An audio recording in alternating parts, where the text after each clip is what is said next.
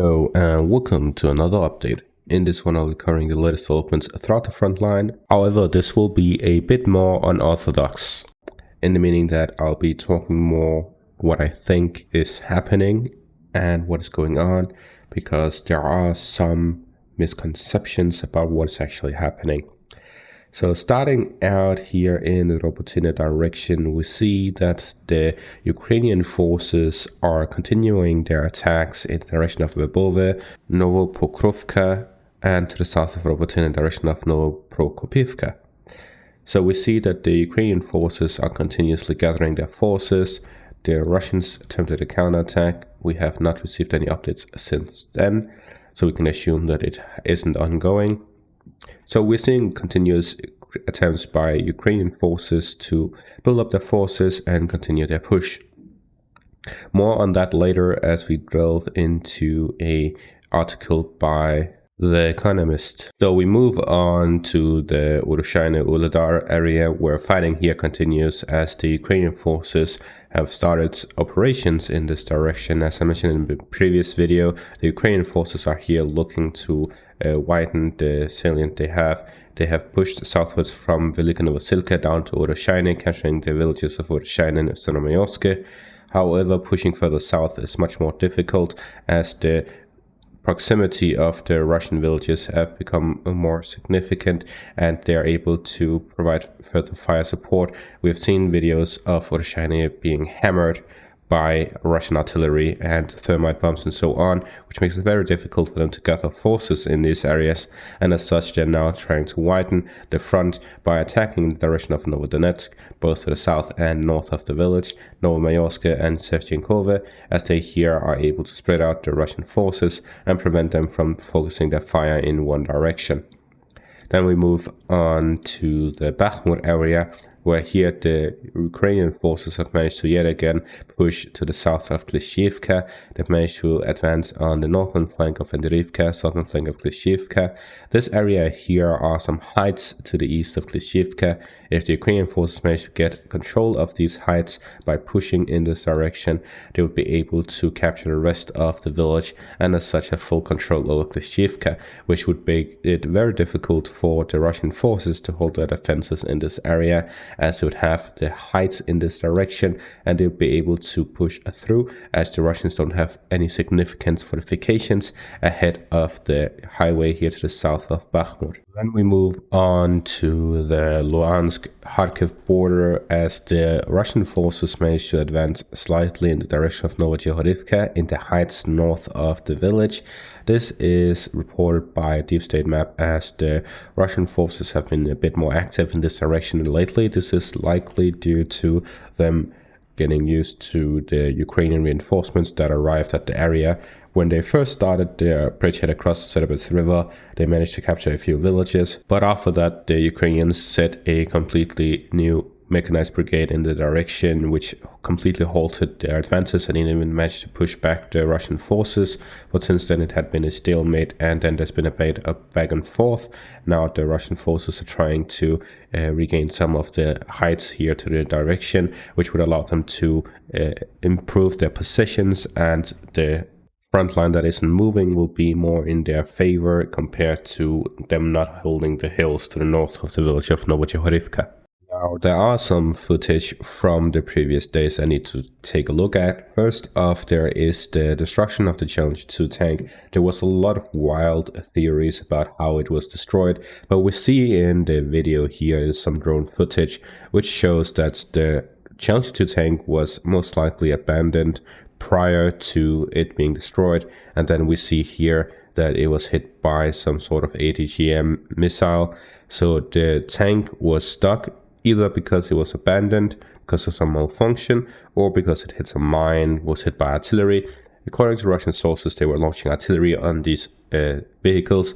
The Challenger tank was prevented from moving, it was disabled, but it wasn't destroyed, so they made sure to destroy it by launching an ATGM missile against their position. Then we move on to this picture here, which shows the area of Robotyne through some night vision perspective, and we'll see how destroyed it is And if we take a look at the Marinka area, which has been a center of fighting for a very long time, we also see some similar footage of it being completely, utterly destroyed. It's nothing but ruins left. There's hardly anything standing, and it's just constant shelling every day, all times. The amount of holes and scorched areas is just unfathomable. Finally, moving back to the Robotyne area and taking a look at the article by the Times, how the Pentagon assesses Ukraine's progress.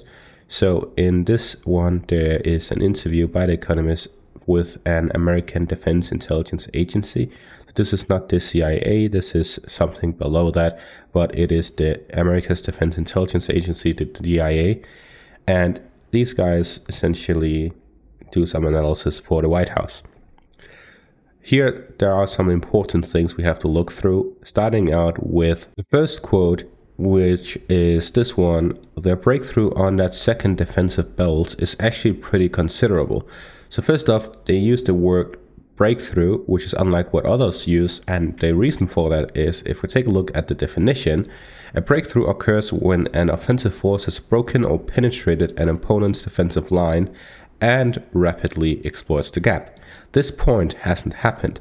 The Ukrainians have bypassed through the first defensive line, but they have not rapidly deployed and exploited the gap, which means that the term here is wrong, and he adds that it is actually pretty considerable. But we hardly see anything. There is some, which is honestly beyond my expectations, but they already captured parts of the trenches on the second line. However, it is still just infantry across, and they haven't reached the village of Verbova yet, and they're still fighting within the outskirts of the trenches. There is no breakthrough in the area. There's definitely an infiltration, there's definitely bypass, but there's no breakthrough as armored vehicles can't pass through yet. They haven't secured the area for armored vehicles to break through, and as such there is no breakthrough. Then we take a look at this part here where he talks about the Russian defensive lines. He concedes that the American and Ukrainian officials failed to appreciate the depth of Russia's defenses and how difficult it would be for Ukraine to smash through them with armor. Ukrainian generals have told the Guardian newspaper that 80% of Russia's effort went into building its first and second lines, but Mr. Moll cautions that the bulk of Russia's reinforcements remain at the third. So here we have multiple things to look at. First, we have to look at the original American and Ukrainian assessment of Russian defenses. They first thought this is just going to be a few conscripts with shovels digging a few trenches, and that's gonna be it. But in the end, we see line after line, layer after layer, huge swaths of minefields, anti-tank ditches, dragon teeth, cement-filled trenches, and many other things that allow them to hold these defensive positions for so very long. And if we take a look at the first line, this is what they consider the first line. The area ahead of the main defensive line. This is an area with trenches spread around, mainly minefields, and this is what the West and Ukraine considers the first line. Then we have the main line, what's they call Surovikin line, which is the one that they have breached here in the Verbova direction. They're trying to capture the trenches southwest and west of Verbova, as well as gain their armored vehicles access across the anti-tank ditches and dragon teeth fortifications.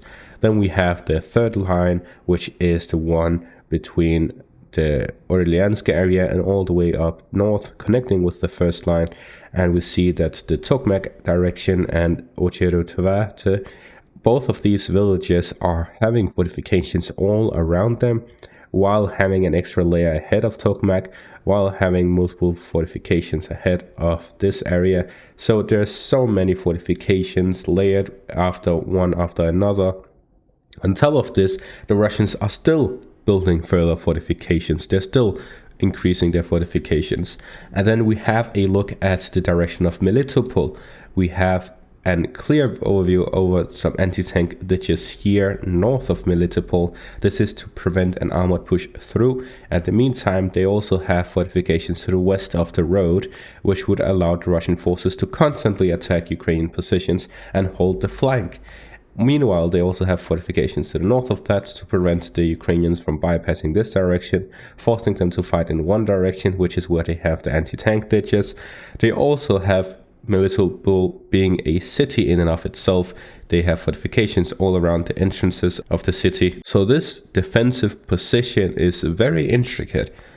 But then we say, okay, in the direction of Berdyansk, it is much weaker because there isn't all of this to take into account. They just need to push eastwards and then southwards move on to Berdyansk. However, this would be very overstretched. This is a very long distance. It is actually exactly 97.65 kilometers or about 50 miles. And the thing about fortifications is that if you capture them, you can usually improve their positions, refurbish it, and use them for yourself. So if the Ukrainians are to push through, then they'll be able to have a strong fundamental area. But then as soon as they break through, they would have to go through swaths of land with essentially no fortifications. So the Russian forces would be able to hit their flanks, and this would essentially be a reverse repeat of the Russian forces overstretching their supply lines in the direction of Kiev at the start of the invasion. So essentially what we'll be seeing is that if the Ukrainians attempt such an operation, the Russian forces would attack their flanks and prevent them from actually achieving much success. So the Ukrainians would have to secure their way through, which is why the direction of Melitopol is actually the more obvious one, because although it is very heavily fortified, the Ukrainians can, if they manage to break through and capture the positions, use every one of these areas as their own if they manage to capture them. They manage to capture Tokmak, they will use Tokmak, that's the halfway point. Then they'll move southwards. Instead of going around it, they'll have to take the trenches, moving all the way down south, and suddenly they have positions all the way through, which allows them to protect their own flank in the western side and then push further southwards. So the Ukrainians would have to essentially break through headfirst down the Russian defenses. The idea would be that they would need to essentially outpace the Russian forces, because the Russians don't have enough troops to fill every single one of these trenches all the way down. So what they would do is that they would have the bulk of the forces in the first defensive lines, and then when Ukraine is able to break through, then the Russian forces will retreat to the next defensive line so that they are able to man it fully. So essentially we will be seeing about 80% of the Russian forces in the first defensive lines, and then when they are forced to retreat, they will retreat to the next one, and then that is going to have more troops than the first one, and so on. So the Russians retreat in the same pace the Ukrainians advance. So the Ukrainians would have to make a breakthrough where they outpace Russian defenders, prevent them from moving on to the next defensive line, and the Ukrainians would be able to capture them without much fighting.